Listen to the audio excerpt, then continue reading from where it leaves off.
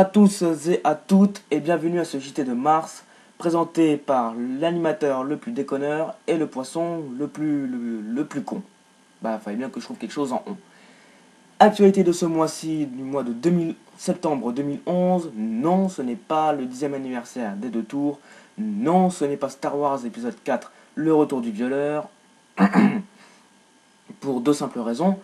Pour les deux tours, je vais pas commencer une vidéo humoristique avec quelque chose qui fait pleurer, ça semble logique. Et de deux, pour l'histoire des SK, c'est toujours pas fini. Donc je le ferai quand ça sera fini. Non, l'actualité de ce mois-ci, c'est le rugby, la Coupe du Monde de rugby 2011. Alors, toi, le no-life qui joue à World of Warcraft 9 jours sur 6 et qui ne sait pas ce que c'est le rugby, je vais te le dire.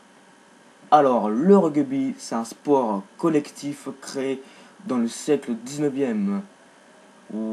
Ouais, mais si je le prends, c'est pour faire plus original. Bon, d'accord.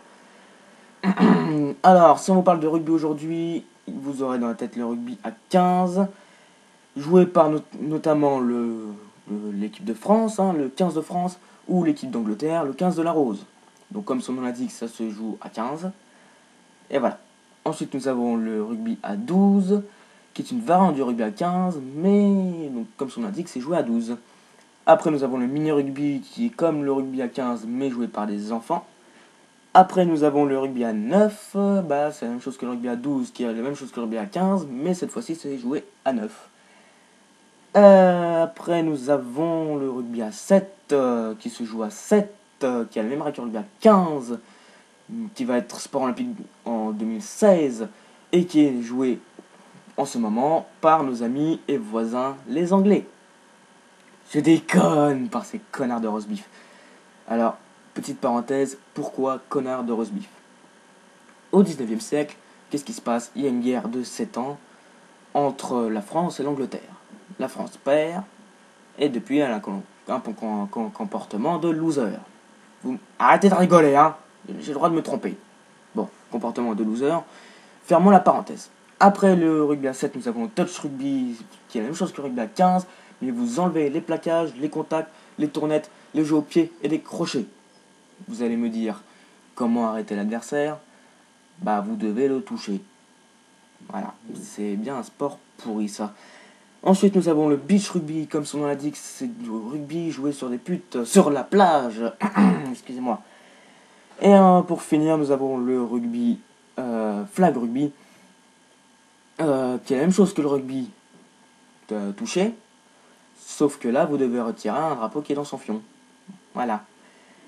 Aujourd'hui, si on parle de rugby, vous allez plus donc avoir dans votre tête des gars musclés jouant à 15. Le 15, le jeu rugby à 15 donc. Comment devenir rugbyman? Vous vous posez aussi la question. On va aussi vous répondre. Alors, pour devenir rugbyman, il faut 5 grandes qualités. D'abord, être grand. 1m85, c'est préférable. Ensuite, il faut être lourd. Mais quand je dis lourd, c'est pas lourd de la graisse. Parce que si vous pesez 120 kg que de graisse, ça va pas marcher. Après, il faut avoir du mental, parce que quand il vous restera plus de dents, vaut mieux qu'il vous reste un petit peu de mental quand même. Il faudra faire du repérage dans les grands clubs sans pour autant négliger les petits clubs. Et enfin, il faut se spécialiser dans votre poste, car on n'apprend pas la même chose si on est ailier ou pilier ou colonne. Sinon, si vous n'avez aucun de ces qualités, vous pouvez toujours jouer au rugby, mais cette fois-ci sur PS3 et sur Xbox 360 avec le nouveau jeu World Cup Rugby 2011. On passe à présent au troisième point du JT, le point le plus marrant, le plus que vous kiffez sa race, le top 10 des 10 trucs les plus cool quand tu fais du rugby. On passe tout de suite numéro 1. Numéro 1, donc t'es payé pour cogner des gens. Donc en gros, tu fais sportif et chirurgien. Numéro 2, tu es aussi frappé par des chirurgiens. Donc tu pourras toujours faire à la fin de ta carrière un petit film sur Frankenstein. Numéro 3, t'es pas affecté par la crise, puisque tant qu'il y aura des gens à cogner, t'auras ton pognon.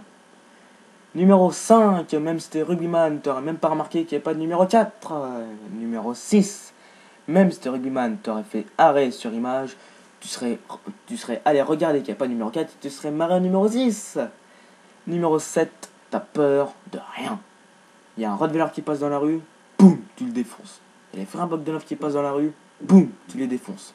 Il y a Chuck Norris qui passe dans la rue, boum, c'est lui qui te défonce. Numéro 8, tu pourras faire le schtroumpf musclé. Bah ouais, avec tous les bleus que tu vas prendre. Bon, numéro 9, tu pourras faire du porno en toute légalité avec le calendrier des dieux du stade. Par contre, là, c'est ta femme qui va être moins contente. Et enfin, numéro 10, tu pourras être poilu autant que tu veux.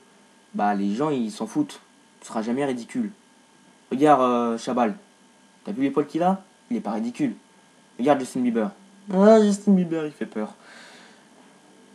Regarde Justin Bieber, donc. Tu lui mets des poils. Eh bah, ça lui fait une tête de con. Ouais, faut dire qu'il avait déjà avant la tête de con. Mais bon. Ce JT de Mars est terminé. Je vous retrouve à la prochaine fois pour le mois d'octobre 2011, donc. En attendant, je vous souhaite une bonne fin de journée, et puis à la prochaine. Salut!